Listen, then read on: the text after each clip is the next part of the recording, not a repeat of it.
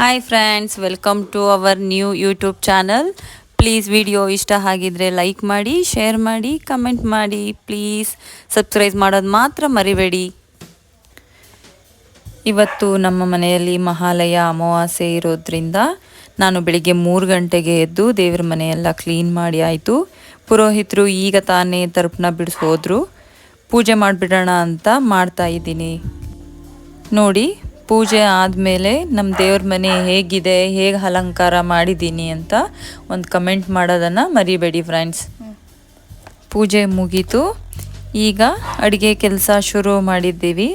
Actually ನಾವು ಯಾವಾಗಲೂ ಸಂಜೆ ಪೂಜೆ ಮಾಡೋದ್ರಿಂದ ಅಡುಗೆ ಸ್ವಲ್ಪ ನಿಧಾನವಾಗಿ ಮಾಡೋಣ ಅಂತ ಮಾಡ್ತಾಯಿದ್ದೀವಿ. ನನ್ನ ಮಗಳು ಪೂಜೆಗೆ ಫ್ರೂಟ್ಸ್ ಎಲ್ಲನೂ ಕಟ್ ಮಾಡಿ ರೆಡಿ ಮಾಡ್ಕೋತಾ ಇದ್ದಾಳೆ. ನೋಡಿ ಫ್ರೆಂಡ್ಸ್, ಅಡುಗೆ ಶುರು ಆಯಿತು, ಮಾಡ್ತಾ ಇದ್ದೀವಿ. ನಾನು ಒಂದು ಕಡೆ ಎಲ್ಲ ಹೊಡೆ ಹಾಕ್ತಾ ಇದ್ದೀನಿ. ನನ್ನ ತಂಗಿ ಈ ಕಡೆ ಬಾತ್ ಮಾಡಿಬಿಡೋಣ ಅಂತ ಅವಳು ರೆಡಿ ಮಾಡ್ಕೋತಾ ಇದ್ದಾಳೆ. ನೋಡಿ ಫ್ರೆಂಡ್ಸ್, ಇಷ್ಟು ಕೆಲಸ ಮಾಡಿದ್ರು ನನ್ನ ತಂಗಿ ಸುಮ್ಮನೆ ಬೈತಾ ಇರ್ತಾಳೆ ನನಗೆ. ನೋಡಿ ಫ್ರೆಂಡ್ಸ್, ಅಡುಗೆ ಎಲ್ಲ ಈಗ ರೆಡಿ ಆಗಿದೆ. ಈಗ ಪೂಜೆಗೆ ರೆಡಿ ಮಾಡ್ಕೋಬೇಕು. ಈಗ ನೋಡಿ ಸಂಜೆ ಆಗಿದೆ. ಈಗ ನಾವು ಪೂಜೆ ಮಾಡೋ ಸಮಯ. ಪೂಜೆಗೆ ಎಲ್ಲ ರೆಡಿ ಮಾಡ್ಕೋತಾ ಇದ್ದಾಳೆ ನನ್ನ ತಂಗಿ. ನಾನು ದೀಪಕ್ಕೆ ರೆಡಿ ಮಾಡ್ಕೋತಾ ಇದ್ದೆ. ಅದಕ್ಕೂ ಬೈತಾಳೆ, ನೀಟಾಗಿ ನಿಧಾನಾಗಿ ಮಾಡ್ತೀಯಾ ಅಂತ.